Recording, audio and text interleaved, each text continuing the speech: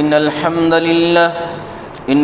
لله نحمده ونستعينه ونستغفره ونعوذ بالله من شرور أنفسنا ومن سيئات أعمالنا من يهده الله فلا مضل له ومن يضلله فلا هادي له وأشهد أن لا إله إلا الله وأشهد أن محمدًا عبده ورسوله أما بعد فإن خير الحديث كتاب الله وخير الهدي هدي محمد صلى الله عليه وسلم وشر الأمور محدثاتها وكل محدثة بدعة وكل بدعة ضلالة وكل ضلالة في النار. أعوذ بالله من الشيطان الرجيم. بسم الله الرحمن الرحيم. وقالوا لا تذرن آلهتكم ولا تذرن ودا ولا سواعا ولا يغوث ويعوق ونسرا. رب اشرح لي صدري ويسر لي أمري واحلل عقدة من لساني يفقهوا قولي. رب زدنی علما رب زدنی علما رب زدنی علما. محترم حاضرین جمعہ، میں گواہی دیتا ہوں کہ اللہ تعالیٰ کے سوا کوئی معبود حقیقی نہیں اور جناب محمد الرسول اللہ صلی اللہ علیہ وسلم اس کے بندے اور اس کے رسول ہیں. محترم حضرات، آج جس موضوع پر مجھے گفتگو کرنی ہے وہ موضوع ہے تصویر اور مجسموں کی شرعی حیثیت. اس سلسلے میں آپ کو یہ بتا دوں کہ تصویر کے بارے میں جو آج کل تصویر پائی جا رہی ہے، ہم کیمروں سے لیتے ہیں، بہت سارے لوگوں کے درمیان اختلاف پایا جاتا ہے. لوگ کہتے ہیں کہ رسول اللہ صلی اللہ علیہ وسلم کے دور میں جو تصویریں پائی جاتی تھیں وہ پینٹنگ کی شکل میں ہوتی تھیں، ان کو ہاتھوں سے بنایا جاتا تھا. تو جو احادیث کے اندر تصویروں کے تعلق سے بات کہی گئی ہے وہ تصویروں کے تعلق سے بات کی گئی ہے. اور آج کی تصویریں ایسی نہیں ہیں. آج کی تصویریں دراصل تصویریں ہی نہیں ہیں بلکہ صرف عکس ہیں، بس وہ تصویر ہے ہی نہیں. جبکہ دیکھا یہ جائے تو بے شک اس دور میں پینٹنگ والی تصویریں ہوتی تھیں، لیکن آج کے دور میں جو تصویریں بنائی جاتی ہیں وہ بھی تصویریں ہی ہیں. ان کو بھی تصویر ہی کہا جاتا ہے، ان کو عکس نہیں کہا جاتا ہے یا کوئی دوسرا نام نہیں دیا جاتا ہے، بلکہ آج بھی ان کو تصویر ہی کہتے ہیں. اس لیے ضروری جو تصویر ہو، جیسے پاسپورٹ کے لیے یا دیگر کاغذات کے لیے یا دیگر چیزوں کے لیے جہاں تصویر کا ہونا ضروری ہوتا ہے وہاں تک تو تصویر لینا دینا جائز اور درست ہے. لیکن اس کے علاوہ اگر ہم ایسے ہی چلو ٹائم ہے، وقت ہے، خوبصورت منظر ہے، تصویریں کھینچتے ہیں، جس طرح ہمارے بچے جو ہے گاڑیوں پر نکل جاتے ہیں سوٹ بوٹ پہن کر کے اور تصویر کشی کرتے ہیں، یہ مطلقاً حرام ہے، یہ ناجائز ہے. اور احادیث کے اندر جو باتیں بتائی گئی ہیں تصویر لینے والوں کے تعلق سے وہ ساری کی ساری باتیں ان لوگوں پر فٹ آتی ہیں جو تصویریں لیتے ہیں. حتی المقدور بچنا چاہیے تصویر کشی سے. جیسا کہ میں نے پہلے کہا، جہاں ضروری ہے وہاں جائز ہے، وہ ضروری ہے، لیکن اس کے علاوہ شادیوں میں ویڈیوگرافی کرنا، تصویر کشی کرنا، یہ ناجائز ہے، یہ حرام ہے، یہ صحیح نہیں. اس تعلق سے میں چند احادیث آپ کو سنانا چاہتا ہوں. رسول اللہ صلی اللہ علیہ وسلم کی باتیں، بھلا آپ صلی اللہ علیہ وسلم کی باتوں سے بڑھ کر کس کی بات ہو سکتی ہے؟ آپ صلی اللہ علیہ وسلم سے بڑھ کر اگر بات ہو سکتی ہے تو صرف عرش والے کی ہو سکتی اور کسی کی نہیں ہو سکتی. اور آپ صلی اللہ علیہ وسلم کی باتیں بھی عرش والے ہی کی طرف سے ہوتی ہیں. اسی لیے حدیث سنیے، حدیث عبداللہ بن مسعود رضی اللہ تعالی عنہ حدیث بیان کرتے ہوئے کہتے ہیں، صحیح بخاری کے اندر بھی یہ حدیث ہے، صحیح مسلم میں یہ حدیث ہے کہتے ہیں آپ صلی اللہ علیہ وسلم نے فرمایا ان اشد الناس عذابا یوم القیامت المصورون، قیامت کے دن سب سے زیادہ جن لوگوں کو عذاب دیا جائے گا وہ تصویر لینے والے ہیں، تصویر لینے والے ہیں۔ اور صحیح بخاری کے اندر ہی ایک حدیث ملتی ہے کتاب البیوع کے اندر، صحیح مسلم میں بھی ہے یہ حدیث۔ عبداللہ بن عباس رضی اللہ تعالی عنہ کے پاس ایک شخص آتا ہے اور آ کر کہتا ہے کہ مجھے ایک مسئلہ جاننا ہے، ایک سوال پوچھنا ہے۔ کہا پوچھو۔ کہا میں تصویریں بناتا ہوں، پینٹر تھا وہ، میں تصویریں بناتا ہوں، کیا میں صحیح کر رہا ہوں یا غلط کر رہا ہوں؟ عبداللہ بن عباس رضی اللہ تعالی عنہ نے ارشاد فرمایا دیکھو میں وہی بات کہوں گا جو میں نے نبی سے سنی۔ اللہ توفیق دے آج کے ہر عالم کو کہ ایسے ہی جواب دیا کرے کہ میں وہ بات کروں گا، وہ بات کہوں گا جو نبی نے کہی ہے، جو نبی نے کری۔ کہا میں نے نبی سے یہ بات سنی ہے، آپ صلی اللہ علیہ وسلم نے ارشاد فرمایا کہ جو لوگ دنیا کے اندر تصویریں بناتے ہیں، جتنی تصویریں بناتے ہیں ان تصویروں کے بدلے میں اللہ تعالیٰ قیامت والے دن آدمی پیدا کرے گا، لوگ پیدا کرے گا، اور جہنم کے اندر وہ سارے لوگ مل کر اس کو سزا دیں گے۔ یہ بات سننا تھی کہ وہ آدمی بہت زیادہ ڈر گیا، گھبرا گیا، اس کا جسم کانپنے لگا۔ اچھے لوگ تھے نا، بھولے بھالے لوگ تھے، ہم لوگوں جیسے نہیں تھے۔ احادیث سنتے جاؤ، تقریریں سنتے جاؤ، خطبات سنتے جاؤ، ماشاءاللہ واقعی میں اصلاح کی ضرورت ہے، آئندہ سے اصلاح کروں گا۔ واقعی میں اچھی بات بول کر گئے مولانا، ایسے لوگ نہیں تھے، سبحان اللہ ماشاء اللہ والے لوگ، بلکہ سن کر کے ایک حدیث سن کر کے کانپ گیا بندہ وہ کہ میں نے تو اتنی ساری تصویریں بنا دی، اتنی ساری تصویریں بنا دی۔ عبداللہ بن عباس رضی اللہ تعالی عنہ نے اس کی حالت دیکھی تو کہا دیکھو اگر تم کو تصویریں بنانی ہے نا تو کیا کرو، تمہاری روزی روٹی ہے نا، درختوں کی تصویر بناؤ، خوبصورت منظر کی تصویر بناؤ، لیکن کسی جاندار کی تصویر مت بناؤ۔ ان چیزوں کی تصویر بناؤ جن کے اندر روح نہ ہو، ان کی تصویر بناؤ۔ انسان کی تصویر مت بناؤ، جانور کی تصویر مت بناؤ، کتے بلی کی تصویر مت بناؤ، درخت کی بناؤ، جھاڑ کی بناؤ، خوبصورت منظر کی بناؤ، پہاڑوں کی بناؤ، دریاؤں کی بناؤ، ان تمام چیزوں کی تصویریں بناؤ، لیکن کسی جاندار کی تصویر مت بناؤ۔ اچھا اگر یہ تصویریں ہمارے گھروں کے اندر ہو تو ہے نا، کیونکہ ہم لوگ فریم میں سجا کر بھی تو رکھتے ہیں۔ بہت سارے لوگ شادی کی ایک فوٹو نکال کر کے دلہا دلہن ذرا بیڈ کے پاس بھی رکھ لیتے ہیں کہ یادگار کے طور پر۔ کتنے سارے لوگ تو یہ ہیں بابا کو بھی لٹکا دیتے ہیں ایک طرف کونے میں، کیوں؟ بابا وہ گھوڑے پر اڑ کر کے جا رہے ہیں، بیٹھے ہوئے ہیں، ماشاءاللہ سفید ریش داڑھی ہے، بہترین طریقے سے گھوڑے پر بیٹھے ہوئے ہیں، گھوڑا آسمان کی طرف اڑ رہا ہے۔ کتنے سارے لوگ ہیں بابا کو شیر پر بٹھائے ہوئے ہیں، شیر لے کر کے ان کو چل رہا ہے، تصویر لگا دیے گھر کے اندر۔ اب ایسا مسئلہ اگر آ جائے تو پھر کیا ہے؟ اللہ کے نبی صلی اللہ علیہ وسلم کی حدیث سنو۔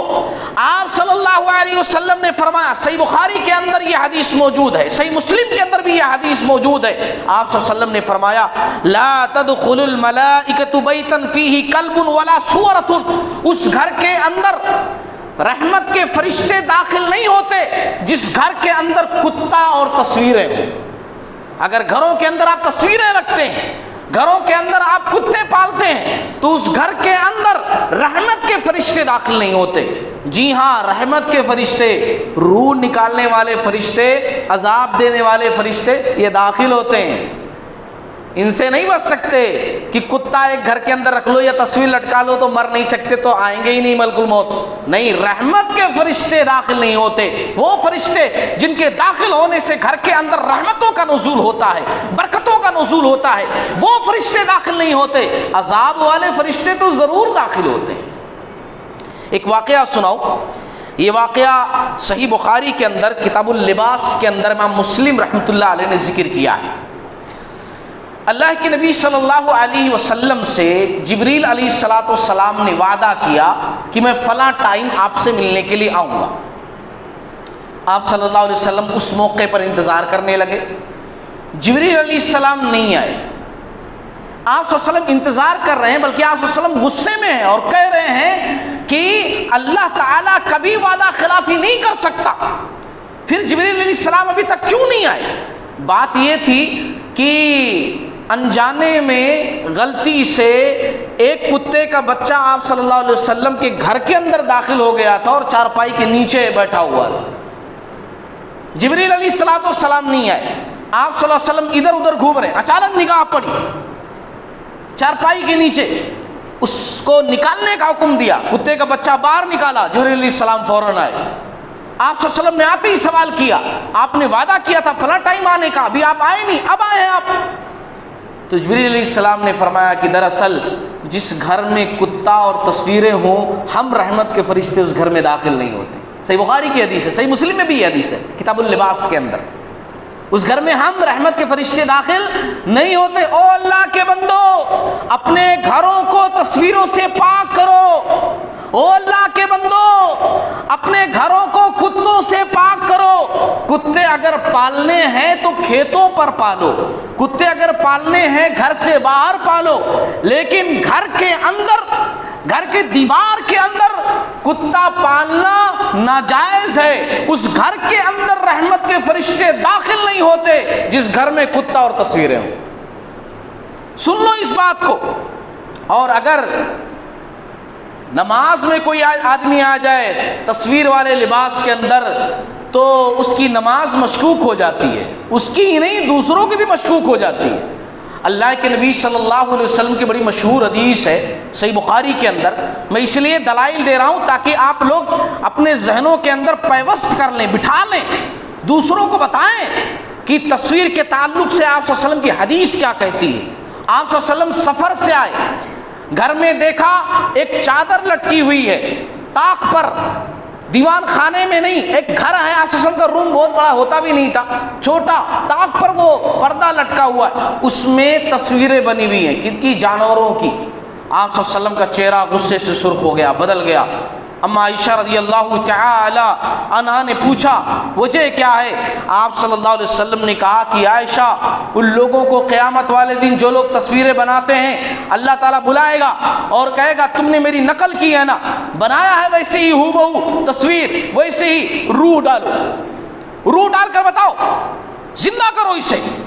لوگ زندہ کر نہیں سکتے، روح ڈال نہیں سکتے، اللہ تعالیٰ انہیں سخت عذاب دے گا، اور سب سے زیادہ سخت عذاب والے یہی لوگ ہوں گے جو دنیا میں اللہ تعالیٰ کی نقل اتارتے ہیں، تصویر بناتے ہیں۔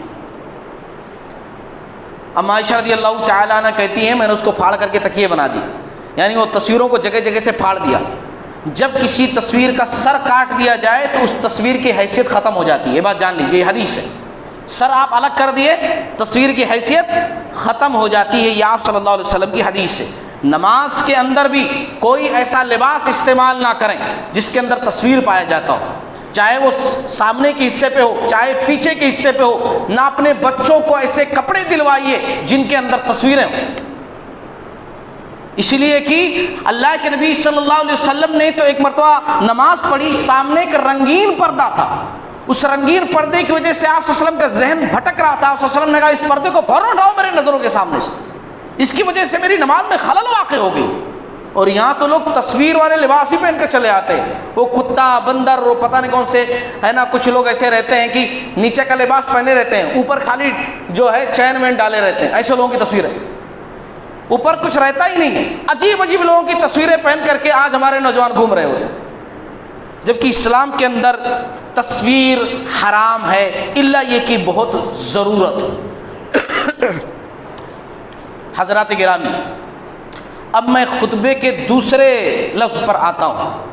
یہ تو ہو گئی بات تصویروں کے تعلق سے، اب بات آتی ہے مجسموں کے تعلق سے۔ مجسمہ مطلب اسٹیچو ہے نا، تماثیل، مجسمہ۔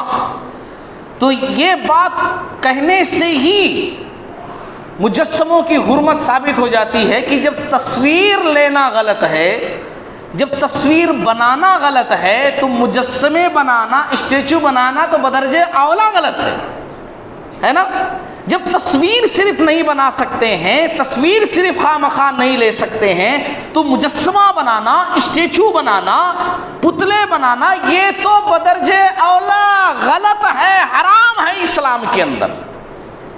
اور یہ باتیں آج میں اس لیے ذکر کر رہا ہوں کیونکہ میرے کانوں تک، میری جانکاری تک ایک بات پہنچی ہے کہ چند نوجوان ہمارے ہیں جو مجسمہ بنانا چاہتے ہیں مولانا ابوالکلام آزاد رحمۃ اللہ علیہ کا، ہے نا، ان کا مجسمہ بنانا چاہتے ہیں. اور ان کے دماغ میں بات آئی کہاں سے ہے؟ غیر تو بنا رہے ہیں نا اپنے قائدین کا، غیر تو بنا رہے ہیں نا اپنے لیڈروں کا، تو ہم کیوں نہیں بنائیں؟ اور دلیل کیا لیتے ہیں؟ عراق کے اندر صدام حسین کا مجسمہ ہے، فلاں جگہ پر فلاں شخص کا مجسمہ ہے. وہ اللہ کے بندو، کیا تمہارے لیے یہ جو مجسمے آج کل بنائے گئے ہیں یہی دلیل ہے؟ صدام حسین کا مجسمہ دلیل بن گیا مجسمہ بنانے کے لیے؟ غیروں نے اگر کوئی چیز بنائی ہے تو وہ دلیل ہو گئی کہ ہم بھی بنا سکتے ہیں. کیا غیر اللہ تعالیٰ کی وحدانیت کا اقرار کرتے ہیں؟ کیا غیر جناب محمد رسول اللہ صلی اللہ علیہ وسلم کی رسالت کا اقرار کرتے ہیں؟ ہم کرتے ہیں نا. تو پھر اللہ کی بات مانو اور جناب محمد رسول اللہ صلی اللہ علیہ وسلم کی بات مانو. میرے بھائیو سن لو، اسلام کے اندر تصویر بنانا بھی غلط ہے، اسلام کے اندر مجسمہ بنانا بھی غلط ہے.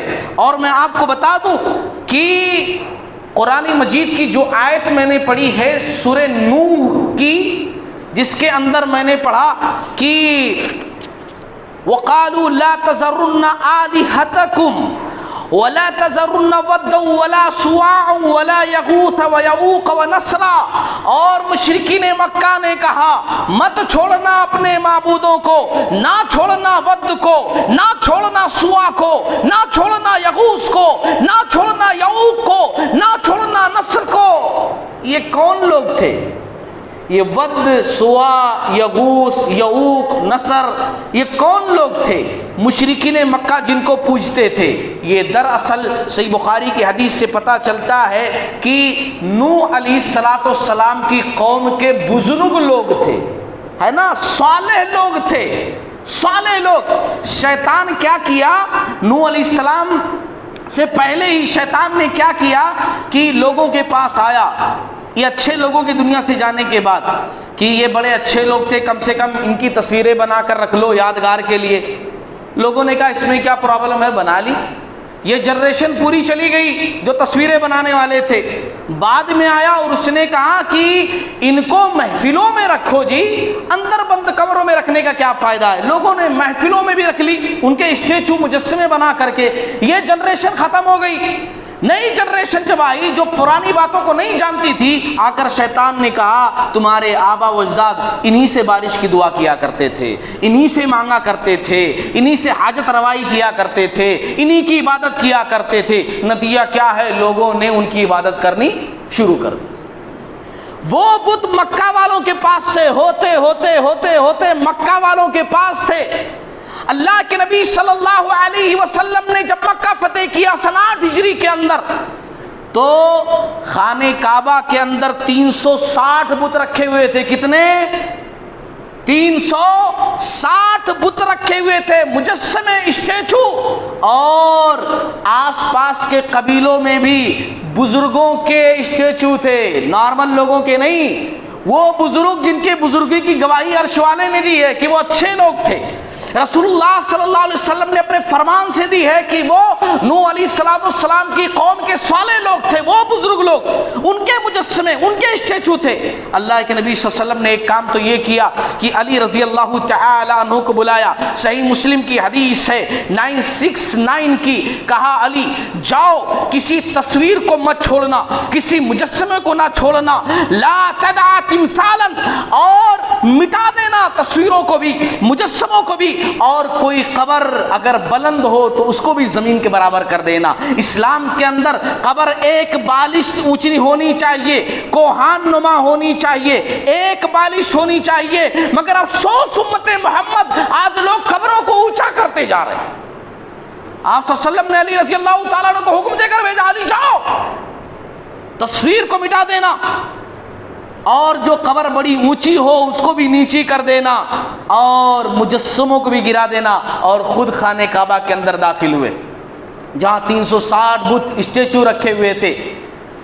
ایک اسٹک لی، ایک چھڑی لی، آپ صلی اللہ علیہ وسلم کی زبان پر یہ کلمہ تھا، جاء الحق وزهق الباطل ان الباطل کان زہوقا، آج حق آ گیا، آج باطل مٹ گیا، باطل مٹنے والی چیز ہے۔ یہ پڑھتے جاتے تھے نبی رحمت صلی اللہ علیہ وسلم، اور اسٹک سے ایک ایک مجسموں کو گراتے جاتے تھے، توڑتے جاتے تھے اور کہتے جاتے تھے حق آ گیا، باطل مٹ گیا۔ باطل مٹنے کی چیز ہے وہ اللہ کے بندو، اسلام تو مجسموں کو مٹانے کے لیے آیا ہے اور تم مجسمے بنانے کی بات کر رہے ہو۔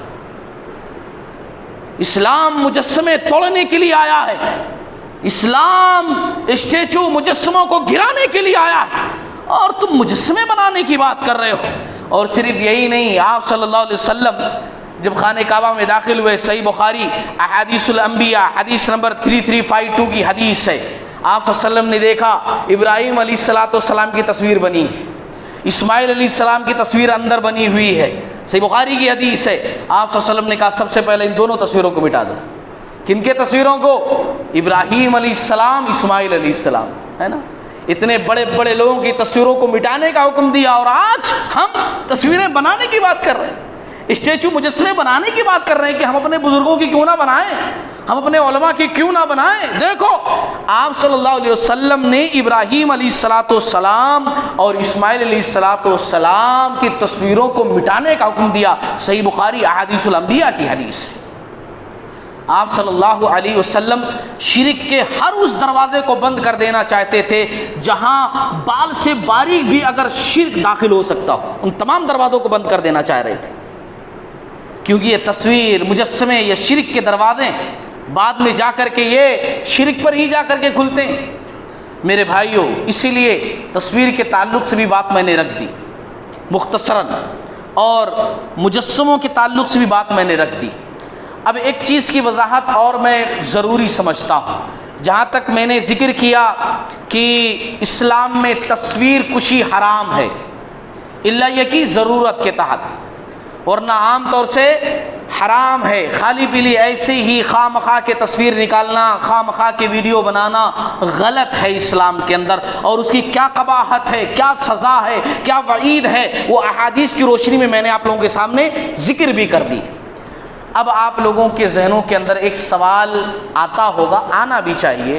میرے سامنے کیمرہ رکھا ہوا ہے، میرے سامنے جو ہے موبائل رکھی ہوئی ہے، باتیں ریکارڈ ہو رہی ہیں، یہ بھی تو ویڈیوگرافی ہو رہی ہے، پھر کیوں؟ ہے نا؟ میں اس لیے ذکر کر رہا ہوں تاکہ کوئی شک نہ رہے ذہن کے اندر، شبہ نہ رہے، بات پوری واضح رہے، اس لیے میں اس کے تعلق سے ذکر کرنا چاہ رہا ہوں۔ دیکھیے، اس بات کو سمجھنے کے لیے اپنے ذہن و دماغ کو ذرا کشادہ کیجیے اور میری بات سنیے۔ یہ ایک اختلافی مسئلہ ہے، اس میں کوئی شک نہیں، بعض لوگ اس کو جائز کہتے ہیں، بعض لوگ اس کو ناجائز کہتے ہیں، اختلافی مسئلہ ہے، یہ ایک طرف رکھیے۔ لیکن ساتھ ہی ساتھ بڑے بڑے جید علماء کرام نے بھی اسے حالات کے اعتبار سے جائز ہونے کا فتویٰ دیا ہے کہ اسلامک ویڈیوز بنانے کے لیے، دعوت و تبلیغ کے لیے، اچھی بات لوگوں تک پہنچانے کے لیے ویڈیوگرافی لی جا سکتی ہے، جائز ہے، احسن افضل جائز ہے، مباح ہے، کر سکتے ہیں۔ یہ آج کا پلیٹ فارم ہے دعوت و تبلیغ کا، آج دنیا کے اندر یہ چل رہا ہے، اس لیے اس وقت کے لحاظ سے یہ چیز جائز ہے اور درست ہے۔ اور کیوں درست ہے، کیوں انہوں نے فتویٰ ایسا دیا ہے؟ دیکھیے میں آپ کو سمجھاتا ہوں۔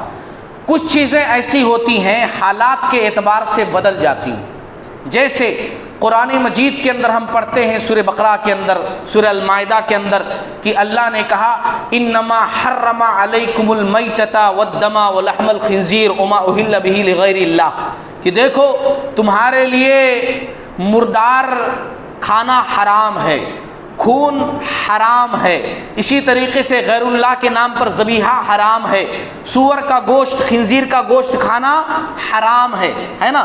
اب یہاں ایک چیز اور بھی ذکر کر دوں رک کر کے، بڑے پرابلمس ہیں آج سماج کے اندر، بہت سارے لوگ لفظ سور اگر کہہ دو زبان سے تو بولتے ہیں زبان ناپاک ہو جاتی ہے۔ آپ زبان ناپاک ہوگی تو آپ خطبہ کیسے دے رہے ہیں؟ میرے بھائی، جب اللہ نے قرآن میں اس لفظ کو ذکر کیا ہے خنزیر، تو کیا قرآن ناپاک ہو جائے گا؟ نعوذ باللہ من ذالک، ہے نا؟ بہرحال تو اللہ نے کہا یہ چیزیں تمہارے لیے حرام ہیں، نہیں کھا سکتے ہو، ناجائز ہیں۔ اسی آیت کے اندر اللہ رب العالمین نے آگے کہا کہ فمن استر غیر باغ ولا عاد، اگر مجبوری کی کنڈیشن آ جائے، کسی ایسی جگہ تم پہنچ جاؤ جہاں یہی چاروں چیزیں ہیں، ان چاروں چیزوں میں سے کوئی ایک چیز موجود ہے، کچھ نہیں ہے، نہیں کھاؤ گے مر جاؤ گے، جان بچانی ہے تو ان میں سے کوئی چیز کھانی پڑے گی، تو اتنا کھا سکتے ہو جتنا کھا کر کے جان تمہاری بچ سکے۔ دیکھیے یہ چیز حرام ہے لیکن حالات کے اعتبار سے بدل دی گئی۔ چلیے یہ تو ایک معمولی سی مثال تھی، اصل مثال میں اب دوں گا، اصل دلیل میں یہ دینا چاہتا ہوں۔ بڑا مشہور واقعہ ہے، اللہ کے نبی صلی اللہ علیہ وسلم بیٹھے ہوئے ہیں، ابو بکر صدیق رضی اللہ تعالیٰ عنہ بھی بیٹھے ہوئے ہیں، عمر رضی اللہ تعالیٰ عنہ بیٹھے ہیں، ہاتھ میں تورات کا ایک نسخہ ہے، ایک پیپر ہے، ہاتھ میں تورات کا ایک پیپر ہے، ایک نسخہ ہے۔ آپ صلی اللہ علیہ وسلم دیکھتے ہیں چہرہ بدل جاتا ہے، غصے سے چہرہ سرخ ہو جاتا ہے۔ ابو بکر صدیق رضی اللہ تعالیٰ عنہ کہتے ہیں کہ عمر کیا تم کو پتا نہیں رسول اللہ صلی اللہ علیہ وسلم کا چہرہ بدل گیا ہے، تم سامنے بیٹھ کر تورات پڑھ رہے ہو؟ آپ صلی اللہ علیہ وسلم سختی سے منع کرتے ہیں۔ عمر رضی اللہ تعالیٰ عنہ فوراً پیپر رکھ لیتے ہیں، تورات کا نسخہ، اور اللہ کے نبی صلی اللہ علیہ وسلم کہتے ہیں کہ اے عمر تم میرے سامنے بیٹھ کر کے تورات پڑھ رہے ہو جو موسیٰ علیہ السلام کو دی گئی تھی، اگر آج موسیٰ علیہ السلام بھی دنیا میں آ جائیں، اگر آ جائیں اور انہیں جنت میں داخل ہونا ہو، ہدایت پانی ہو، تو انہیں بھی میری اتباع کرنی پڑے گی، اور تم میرے سامنے بیٹھ کر کے وہ کتاب پڑھ رہے ہو جو ایک ورق لے کر کے جو موسیٰ علیہ السلام کو دی گئی تھی، قرآن کے بالمقابل تورات کا نسخہ پڑھ رہے ہو، قرآن کا پیپر پڑھ رہے ہو، سختی سے منع کیا۔ لیکن ذرا دوسرا واقعہ سنیے، اللہ کے نبی صلی اللہ علیہ وسلم جب یہودیوں کو سمجھانے جاتے تھے، نصرانیوں کو سمجھانے جاتے تھے، تو آپ صلی اللہ علیہ وسلم عربی میں بات کرتے تھے، اور ان کی جو کتابیں تھیں یہودیوں کی، نصرانیوں کی، یہود و نصارہ کی، وہ عبرانی زبان میں، سریانی زبان میں تھی۔ وہ لوگ زیادہ وہ بات سمجھتے تھے۔ اللہ کے نبی صلی اللہ علیہ وسلم کی بات پہنچانے کے لیے ان تک ترجمان بیچ میں رہتا تھا، ہے نا، جو ٹرانسلیٹ کر کے جو ہے بتاتا تھا۔ اللہ کے نبی صلی اللہ علیہ وسلم نے کہا صحابہ کرام سے، میرے صحابہ مجھے کچھ پتہ نہیں، جو میں کہتا ہوں کیا من وعن وہ بات یہ ترجمان ان تک پہنچاتا ہے کہ نہیں پہنچاتا ہے؟ کہیں ایسا نہ ہو کہ میں تو کچھ کہہ رہا ہوں اور ترجمان ان تک خود پہنچا دے، دوسری بات پہنچا دے تو بات تو دوسری ہو جائے گی۔ اسی لیے اللہ کے نبی صلی اللہ علیہ وسلم نے اپنے صحابیوں میں سے بڑے مشہور صحابی، علم والے، دماغ والے زید بن ثابت رضی اللہ تعالیٰ عنہ کو آپ صلی اللہ علیہ وسلم نے بلایا اور کہا زید تمہیں جلد سے جلد عبرانی زبان سیکھنی ہے، سریانی زبان سیکھنی ہے، ان لوگوں کی ساری کتابیں تم پڑھ ڈالو، ان کے کتابوں کے سارے اوراق تم پڑھ ڈالو، ان کا سارا علم تمہارے پاس آنا چاہیے۔ وہاں ایک ورقے سے آپ صلی اللہ علیہ وسلم نے روکا، صرف ایک ورق پڑھنے سے، اور یہاں پوری کتاب پڑھنے کا حکم دے رہے، کیونکہ دین کے خاطر اب حالات الگ ہیں۔ دین کے خاطر آپ صلی اللہ علیہ وسلم نے کہا، شوق سے نہیں بلکہ دین کے خاطر، تاکہ تم ان کی ساری زبان سیکھ جاؤ اور ان کی ساری باتیں سیکھ جاؤ، پھر سمجھانے میں آسانی ہو جائے گی۔ دین کے خاطر، یہ کام بھی ہم دین کے خاطر کر رہے ہیں۔ اگر ذرہ برابر ہمارے دل کے اندر یہ ہو یہ شہرت کے لیے کیا گیا ہے، یا کسی عالم کے اندر یہ بات پیدا ہو جائے کہ یہ کام شہرت کے واسطے وہ کر رہا ہے، رب کعبہ کی قسم پھر بات کچھ اور ہو جائے گی، پھر ریا نمود کی بات آ جائے گی، پھر بجائے جنتی والا کام یہ جہنمی والا کام بن جائے گا۔ اس لیے یہ دین کا کام سمجھ کر کے کرنا جائز ہے۔ اللہ کے نبی صلی اللہ علیہ وسلم نے وہاں ایک ورق پڑھنے سے منع کیا، لیکن دین کی جہاں بات آئی آپ صلی اللہ علیہ وسلم نے پوری کتاب حاصل کرنے کو دیا۔ اور قربان جائیے زید بن ثابت رضی اللہ تعالیٰ عنہ پر ماشاءاللہ کہتے ہیں صرف 15 دنوں کے اندر سب کچھ حاصل کر لیا میں، صرف 15 دنوں کے اندر، ہے نا، 15 دنوں کے اندر۔ تو کبھی کبھی ضرورت کے تحت دین کے خاطر کچھ چیزیں کرنی پڑتی ہیں۔ اللہ کے نبی صلی اللہ علیہ وسلم کی زندگی کا واقعہ صحیح بخاری کی حدیث ہے، آپ صلی اللہ علیہ وسلم قیصر و کسریٰ کے پاس جو ہے خط بھیجتے تھے دعوت و تبلیغ کے تعلق سے، اسلام قبول کر لو کامیاب ہو جاؤ گے۔ خط ویسے کے ویسے واپس آ جاتے تھے۔ آپ صلی اللہ علیہ وسلم نے کہا کہ کیا بات ہے، میں خطوط بھیجتا ہوں مگر ویسے ہی پیک شدہ واپس آ جا رہے ہیں۔ کوئی کھول کر پڑھ ہی نہیں رہا ہے۔ تو آپ صلی اللہ علیہ وسلم کو بتایا گیا دراصل وہ لوگ وہاں کا سسٹم ہے کہ جس لیٹر پر مہر نہ لگی ہو اس کو وہ لوگ پڑھتے ہی نہیں ہیں، اہمیت ہی نہیں دیتے، کھولتے ہی نہیں ہیں جس لیٹر کے اوپر مہر نہ لگی ہوئی ہو۔ صحیح بخاری کی حدیث ہے۔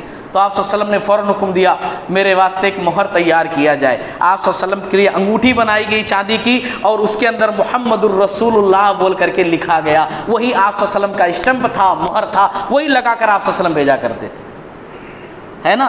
تو دین کے خاطر کچھ چیزیں کرنی پڑتی ہیں اور وہ اس حد تک جائز ہوتی ہیں، اور اسی لیے علماء کرام نے کہا ہے کہ دین کے خاطر، دین کی نشر و اشاعت کے لیے، کیونکہ آج اس کی ضرورت ہے، آج دین پھیلانے کا، اچھی بات پھیلانے کا ایک پلیٹ فارم ہے، یہ یوٹیوب ہے اور دیگر ذرائع ہیں، تو اسی لیے جو ہے اس کو استعمال کیا جا سکتا ہے، اس لیے کہا گیا۔ بات ختم ہو چکی ہے، اور میں آخر میں یہ دعا کروں گا کہ اللہ تعالی ہم تمام لوگوں کو کہنے سننے سے زیادہ عمل کرنے کی توفیق عطا فرمائے۔